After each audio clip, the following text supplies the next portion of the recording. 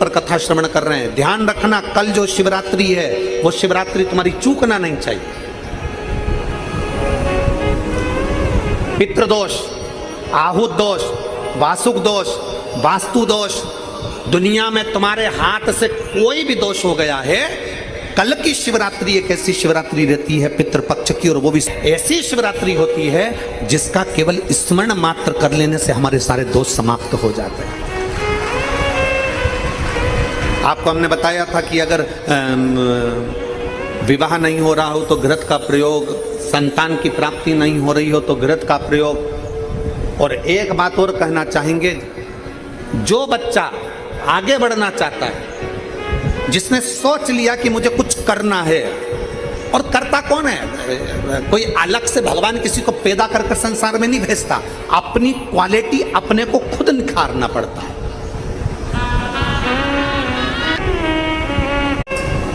पितृपक्ष के अवसर पर नव युवक बेटा बेटियों से निवेदन करूंगा, तुम में वो क्वालिटी है, अच्छी मेहनत करो, खूब पढ़ो, चौगनी मेहनत करो, और चौगनी मेहनत के साथ में कल जो शिवरात्रि है उस शिवरात्रि पर एक दुर्वा, दूब जानते हो? बोलो तो जम के। दूब, एक दुर्वा बेलपत्री के ऊपर रखकर केवल घृत का छोटा सा भाग दुर्वा में लगाकर, एक उंगली उस दुर्वा में लगाकर अपने हृदय की कामना कर, मेहनत चौगनी करना है, पढ़ाई चौगनी करना है, काम चौगना करना है, और दुर्वा और बेलपत्र अशोक सुंदरी वाली जगह पर जब रखें तो डंडी का मुख उत्तर की ओर हो और उसको अशोक सुंदरी वाली जगह पर रख दें। अगली यही पितृपक्ष की जब शिवरात्रि आए तो हमको लिख कर भेजना कि मेरे बाबा ने तुम्हारा हाथ पकड़कर तुमको ऊपर चढ़ाया कि नहीं चढ़ाया। शिवरात्रि का कल का प्रयोग अवश्य करें। 3-4 प्रयोग हैं, हम भी प्रयास कर रहे हैं कि जिन लोगों ने जो हमसे मिस कॉल पर जुड़े हुए हैं, आज शाम तक, कल सुबह तक जो जो उपाय इस पितृपक्ष की शिवरात्रि के बताए गए हैं वो आपको आज शाम तक या कल तक आपके मोबाइल पर पहुंच जाएंगे, ऐसा प्रयास किया। पहले भी कहें, पितृपक्ष के अंतर्गत यदि प्रदोष के दिन अगर भूल से भी आपके हाथ से एक लोटा जल शिव जी को चढ़ जाए, और केवल पितृपक्ष के प्रदोष के दिन यदि एक लोटा जल, एक बेलपत्र, एक चावल का दाना आपका शंकर भगवान को चढ़ता है, शाम के समय प्रदोष काल में भगवान शंकर के मंदिर में या बेलपत्र के वृक्ष के नीचे या तुलसा के क्यारे में या बट वृक्ष के नीचे या बेलपत्र के नीचे या आंवले के वृक्ष के नीचे या पीपल के वृक्ष के नीचे यदि एक दीप प्रज्वलित होता है प्रदोष काल में, निश्चित है आपके पूर्वज, आपके पितरों को तर्पण हुआ कि नहीं हुआ, पिंड हुआ कि नहीं हुआ, पर उनकी मुक्ति निश्चित हो जाए। प्रयास करना, एक सफेद पुष्प, एक श्वेत पुष्प बाबा देवादिदेव महादेव को तो श्राद्ध पक्ष की शिवरात्रि के दिन समर्पित कर देने पर अपने मन की कामना कर कर बाबा देवादिदेव महादेव 3 महीने वो कामना पूर्ण करता है। जो अधोगति में मर जाते हैं, जिनको पिंड नहीं मिलता, तर्पण नहीं होता, ब्राह्मण का भोज नहीं मिल पाता, जो मर जाते हैं, जिनका अंतिम संस्कार तक नहीं होता, जिनकी गति बिगड़ जाती है, ऐसे जीव कौवे के अंश में प्रकट होते हैं। जो पूर्ण फल लेकर जाते हैं, पितृलोक में जगह नहीं होती, बैकुंठ में जगह नहीं होती, कहीं अगर जगह नहीं है देवलोक में तो इनको कौवे के अंश में, गरुड़ के अंश में या हंस के अंश में डाल दिया जाता है। शिवरात्रि के दिन एक अक्षत, मात्र एक अक्षत, केवल एक चावल का दाना, एक दुर्वा के साथ शिव जी को समर्पित करना प्रारंभ करो। जिंदगी की कैसी भी तकलीफ होगी, मेरा शंकर भगवान उस तकलीफ को मिटाएगा। जिन माताओं से या पुरुषों से 4 सीढ़ी भी ऊपर नहीं चढ़ा जा रहा है, नीचे उतर, मतलब बहुत मुश्किल से चल पा रही, घुटने में इतनी तकलीफ है, कमर में इतनी तकलीफ है, उसको सरसों के 108 फूल शंकर को चढ़ा देना चाहिए। शिवरात्रि के दिन 108 सरसों के फूल चढ़ाइए, वो फूल उठाकर वापस ले आइए और फूल लाकर उस फूल को सुबह सुबह खाली पेट, बस 108 फूल है, 108 दिन तक उसको खाना पड़ा, और ज्यादा तकलीफ है तो आप तो 5 दिन में उस फूल को पूरा खा लीजिए, सरसों के फूल। फिर आपको कोई नहीं टोकेगा, आपको डंडे की जरूरत नहीं पड़ेगी, आप भाग कर जाएंगे।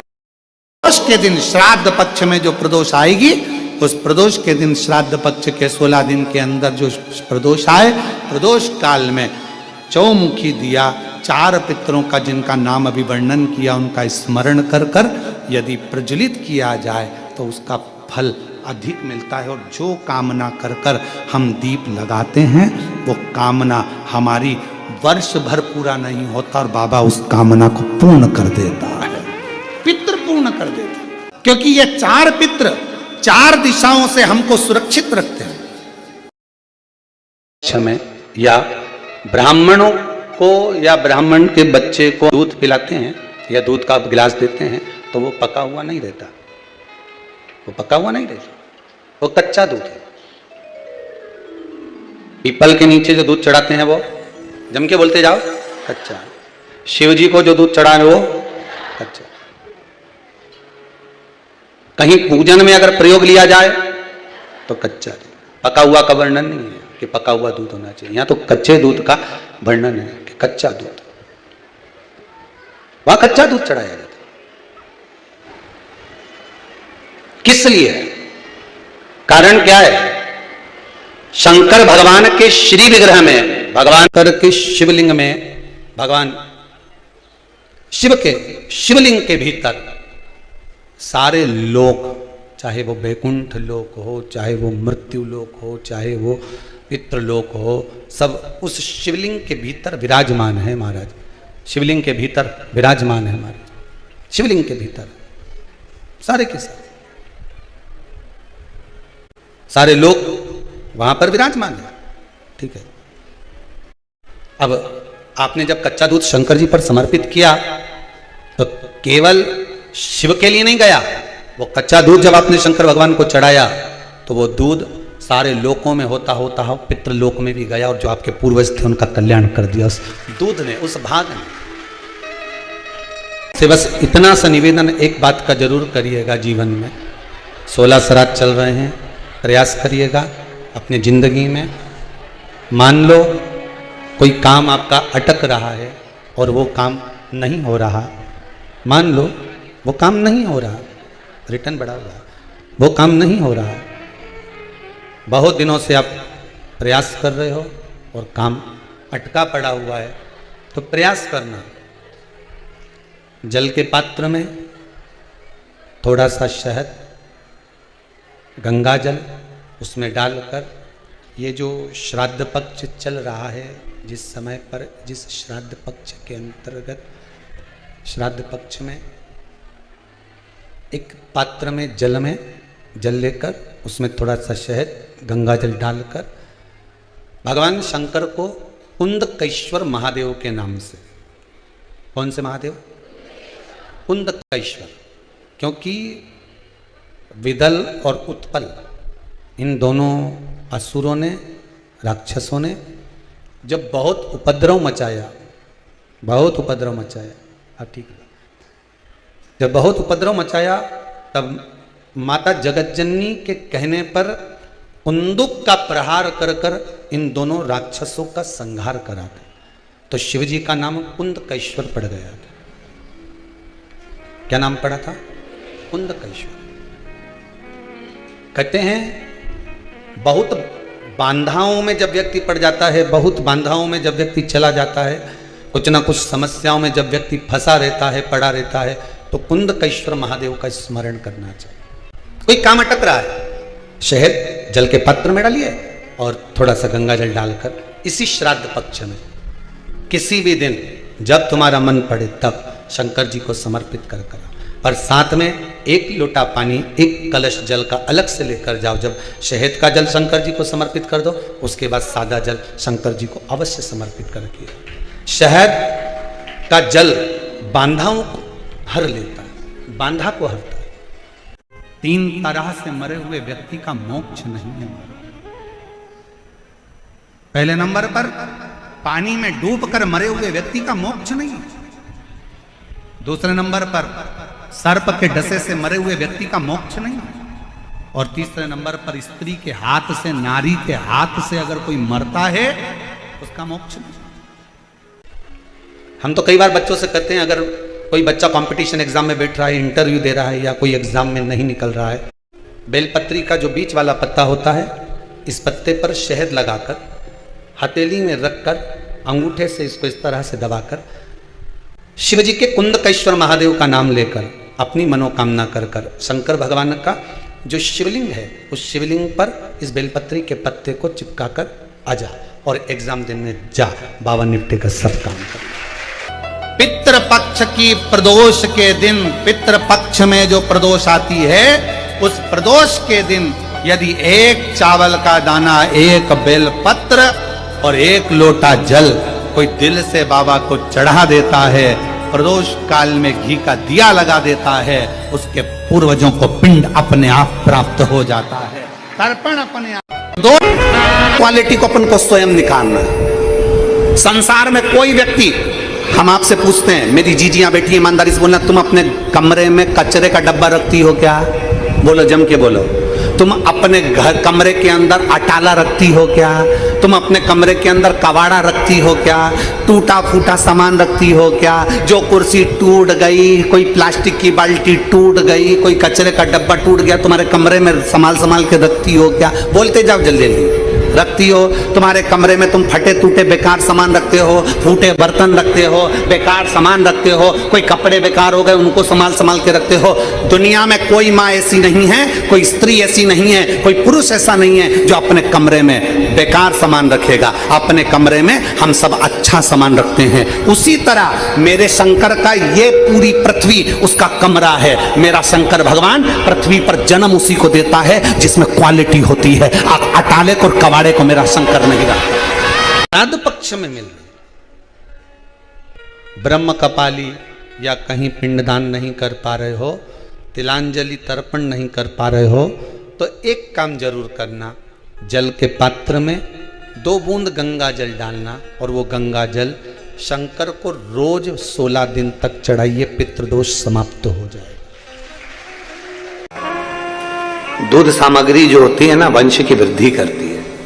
आप लोगों के स्मरण में है कि नहीं है?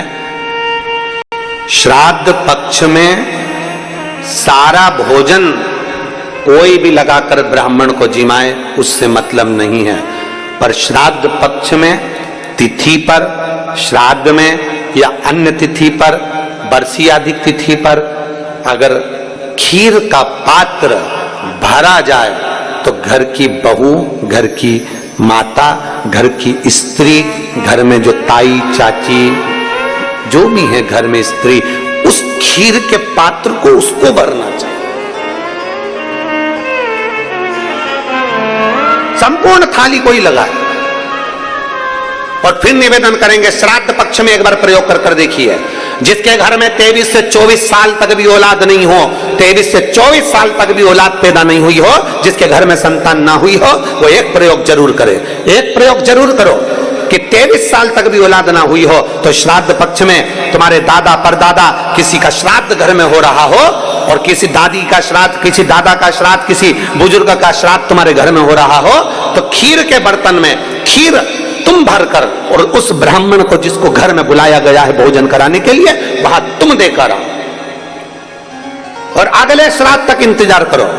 मेरा बाबा वंश की वृद्धि करता ही है, निश्चितता देता है, वंश बढ़ा। एक कौवा और एक श्वान, कुत्ता, ये 2 ऐसे होते हैं जिनको 20 मिनट पहले, आधे घंटे पहले, 1 दिन पहले, 24 घंटे पहले, 48 घंटे पहले क्या होने वाला होता है, कौवे को और श्वान को भान हो जाता है।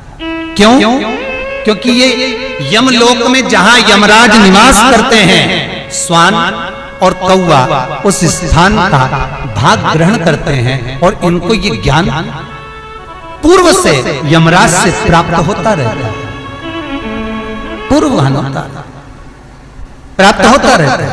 एक कौवा, एक श्वान, कोई घटना घटने वाली होती है तो कुत्ता रोने लगता है। कोई घटना घटने वाली होती है तो कौवा आकर बैठ जाता है, कोई आ रहा है तो कौवा आएगा, कोई भाव सूचक है तो कौवा आकर बैठेगा। दरवाजे पर कैसे, उसका भी भान है, अटारी पर कौवा कहाँ बैठा है, दरवाजे पर कौवा कहाँ बैठा है, किस स्थान पर कौवा विराजमान है, उसका भी भाव हमारे शास्त्र में वर्णन है।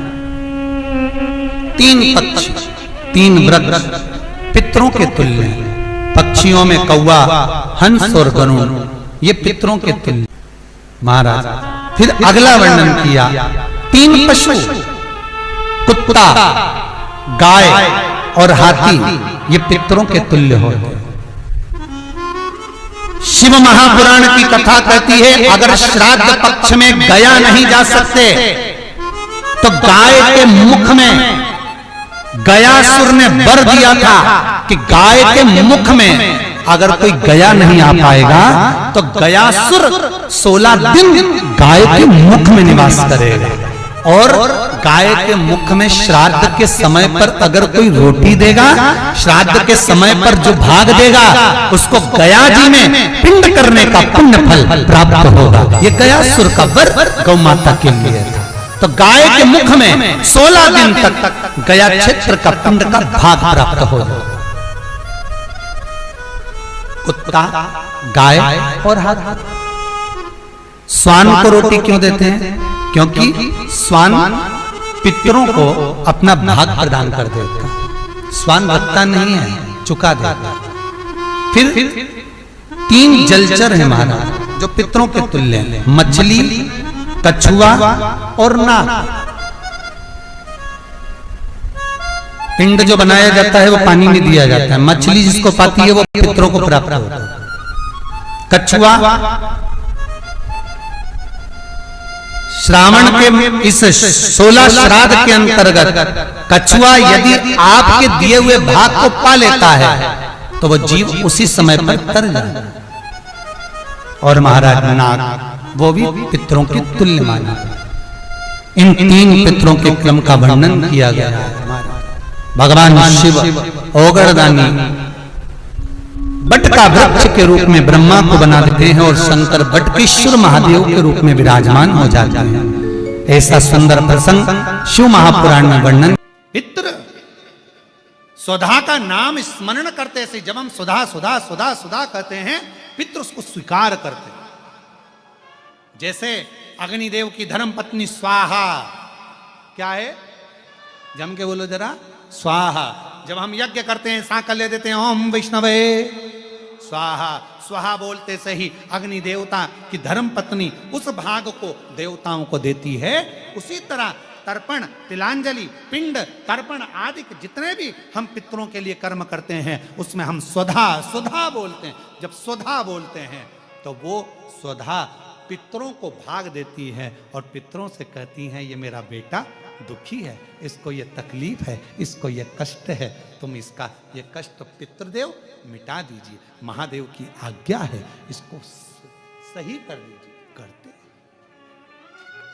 श्रेष्ठ करते। कोई कहे तुमसे तुम्हारे यहाँ काल सर्प दोष लगाए, कोई कहे तुमसे तुम्हारे यहाँ वास्तु दोष लगाए, कोई कहे तुमसे तुम्हारे कुल देवी देवता का दोष लगाए, एक काम करा करो, एक चावल का दाना घर से लेकर गए, 16 दिन श्राद्ध में जब से कथा सुनी है उसी दिन, उसी पल, उसी घड़ी या दूसरे दिन से प्रारंभ कर दो।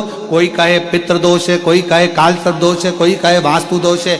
एक चावल का दाना श्राद्ध पक्ष में साथ लेकर जाओ, घर से 1 लोटा जल भर कर लेकर जाओ।